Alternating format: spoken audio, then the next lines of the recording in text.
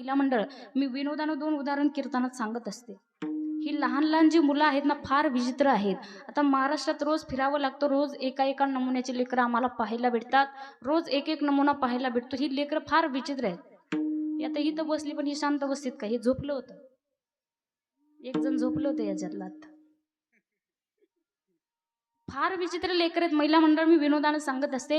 मी नागपूरकडे कीर्तनाला गेले होते. एक 2-4 महिने झाले त्याला नागपूरकडे कीर्तनाला गेले, आणि कीर्तनाला गेल्याच्या नंतर त्या गावात शिरले. मला काय कार्यकर्त्याचं घर सापडत नव्हतं. मोठं गाव होतं, कार्यकर्त्याचं घर सापडणं. एक 7-8 वर्षाचा मुलगा होता, सायकल खेळत चालला. त्याला म्हटलं, हे बाळ इकडे, मला कार्यकर्त्याच्या घरी जायचं, मला कार्यकर्त्याचं घर सांग. त्यानं घर सांगायला सुरुवात केली. तो म्हणे, ताई 4Gच्या पुढचे जरा लक्षपूर्वक ऐका.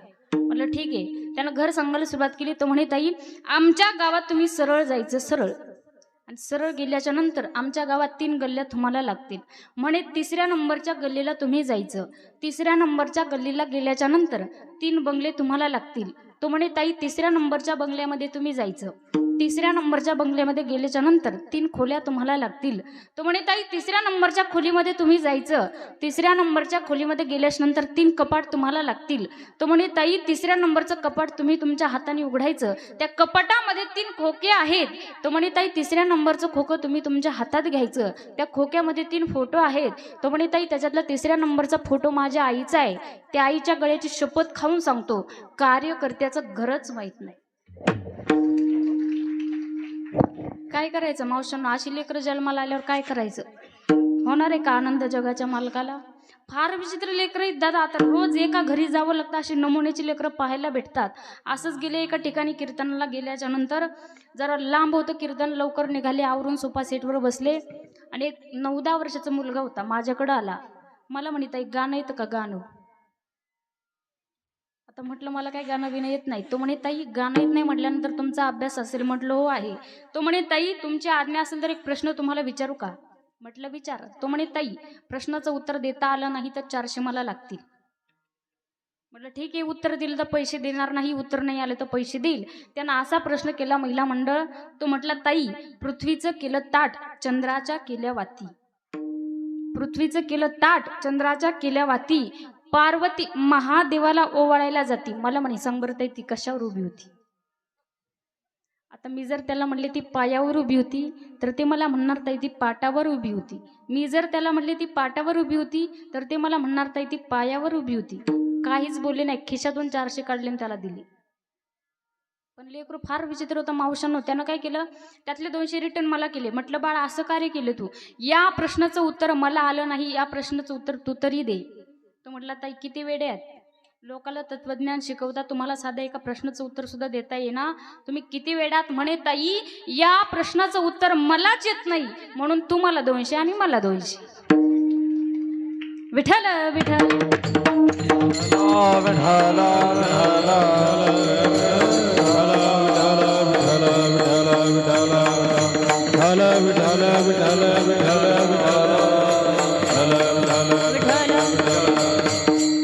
महिला मंडळ. मग लक्षपूर्वक ऐका. आपल्या घरात जर सात्विक विचाराची मुलं जन्माला यावी असं जर वाटत असेल, मुलांवरती संस्कार करणं ही काळाची गरज आहे. मग तुकोबराय सांगतात की बाबा अशी जर सात्विक विचाराची मुलं आपल्या घरात जन्माला आली तर त्यांचा आनंद गावाला नाही, तालुक्याला नाही, देशाला नाही, जिल्ह्याला नाही, जगाच्या मालकाला आनंद होतो. महिला मंडळ तुम्हाला सांगू, आपण देवाच्या दरबारात जातो आणि देवाकडे मुलगा मागतो, देवाकडे मुलगी आपण मागत असतो.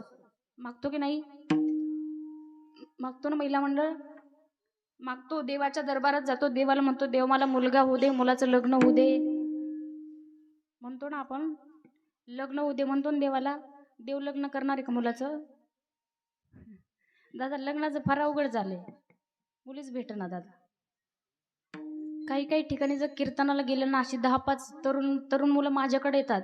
मला म्हणतात ते बघा ना कुठं बसतं का आमचं. आता अजून आमच्या गावातले 40 शिल्लक आहेत, तुम्हाला कुठं पाहायचं? फार अवघड झालं लग्नाचं. महिला मंडळ जातो देवाच्या दरबारात, देवाला मुलगा मागतो, मुलाचं लग्न होऊ द्या असं आपण देवाला मागण्या करतो.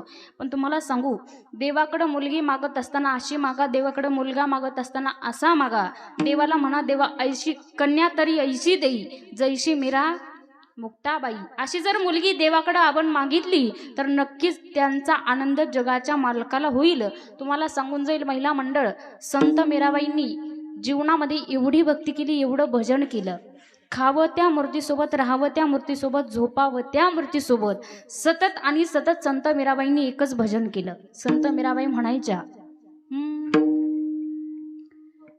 हरे रामा हरे कृष्णा हरे राम हरे कृष्णा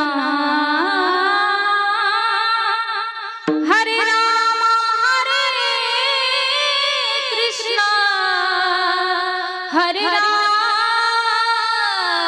हरे कृष्णा राम हरे कृष्णा राम हरे कृष्णा राम हरे कृष्णा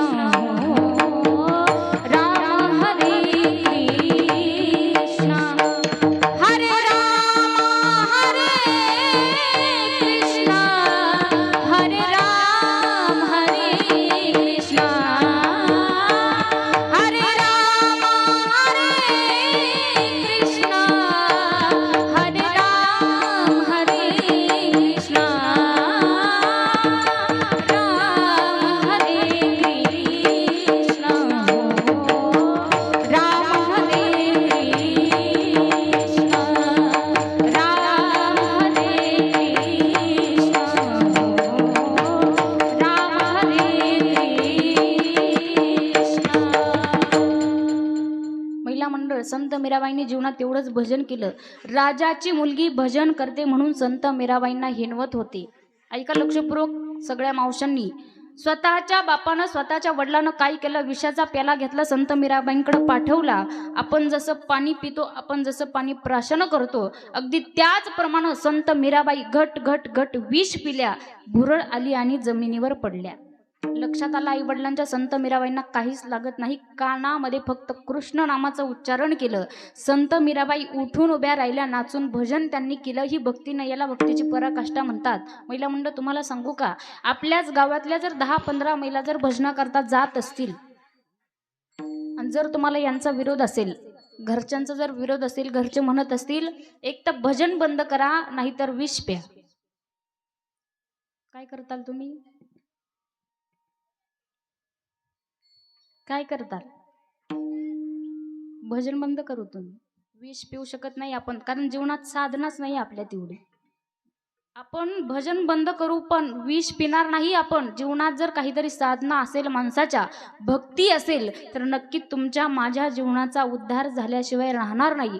तुकोबराय म्हणतात, अशी जर सात्विक विचाराची मुलं घरात जन्माला आली, गीता भागवत या ग्रंथाचं श्रवण करणारी मुलं जर घरात जन्माला आली, तर नक्की जगाच्या मालकाला आनंद होतो. अभंगाचं तिसरं चरण. गीता भागवत करीती श्रवण,